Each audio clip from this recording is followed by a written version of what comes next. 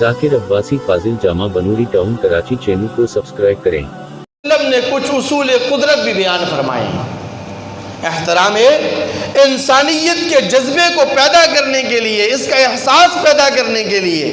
کچھ اصول قدرت بیان فرمائے ہیں۔ ان میں سے پہلا اصول فرمایا ارحموا من فی الارض یرحمکم من فی السماء، کہ تم زمین والوں پر رحم کرو، آسمان والا تم پر رحم کرے گا۔ توجہ ہے، تم زمین والوں پر رحم کرو، آسمان والا تم پر رحم کرے گا۔ فرمایا لن تؤمنوا حتی تراحموا، کوئی بھی شخص اس وقت تک ہرگز مومن نہیں ہو سکتا جب تک کہ اس کے دل کے اندر دوسرے مسلمان بھائیوں کا، دوسرے انسانوں کا رحم کا جذبہ اس کے دلوں کے اندر پیدا نہ ہو، دوسرے انسانوں پر وہ رحم نہ کرے۔ پھر نبی کریم صلی اللہ علیہ وسلم نے مساوات عامہ کی تعلیمات ارشاد فرمائی ہیں۔ فرمایا سارے کے سارے انسان بحیثیت انسان برابر ہیں، لا فضل لعربی علی عجمی ولا لعجمی علی عربی ولا لابیض علی اسود ولا لابیض علی اسود۔ فرمایا کہ کسی عربی کو کسی عجمی پر کوئی فوقیت حاصل نہیں، اور کسی عجمی کو کسی عربی پر کوئی فوقیت حاصل نہیں، کسی کالے کو کسی گورے پر کوئی فضیلت حاصل نہیں، اور کسی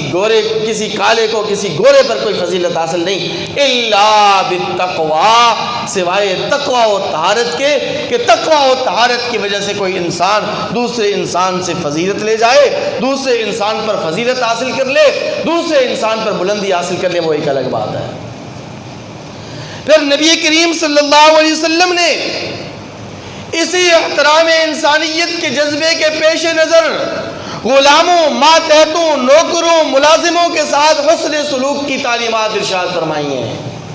نبی کریم صلی اللہ علیہ وسلم نے فرمایا کہ تم اپنے غلاموں کو وہی کھلاؤ جو تم خود کھاتے ہو، اپنے ماتحتوں کو وہی پہناؤ جو تم خود پہنتے ہو، اپنے نوکروں اور ملازموں کو وہی کھلاؤ اور پلاؤ جو تم خود کھاتے اور پیتے ہو۔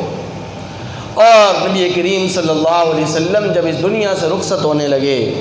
تو آقا علیہ السلام نے جہاں الصلاۃ کے الفاظ ارشاد فرمائے ہیں، وما ملکت ایمانکم کے الفاظ ارشاد فرما کر اپنے ماتحتوں کو اور اپنے ماتحتوں کے ساتھ حسن سلوک کی تعلیمات بھی ارشاد فرما کے دنیا سے رخصت ہوئے ہیں۔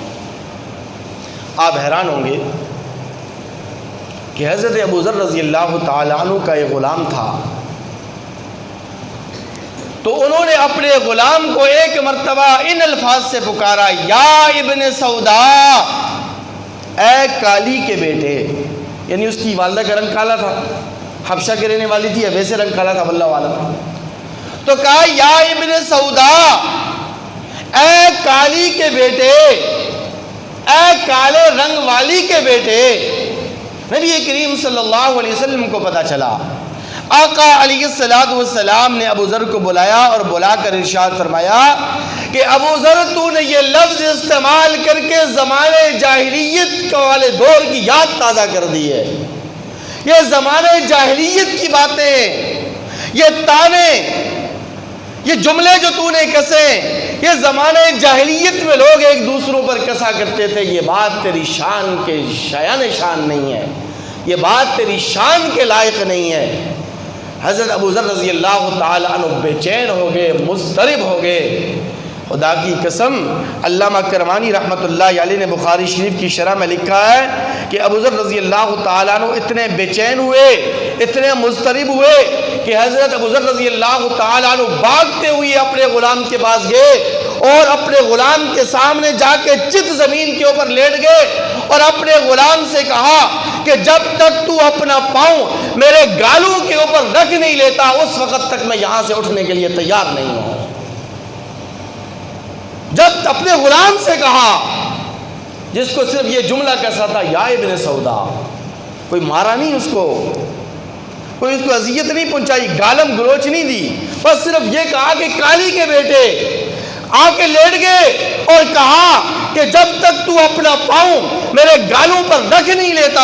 اس وقت تک میں یہاں سے اٹھنے کے لیے تیار نہیں ہوں۔ گویا کہ ابو ذر رضی اللہ تعالی عنہ نے صحبت نبی صلی اللہ علیہ وسلم کا حق ادا کر دیا۔ یہ حضور علیہ الصلوۃ والسلام کی تربیت کا نتیجہ تھا۔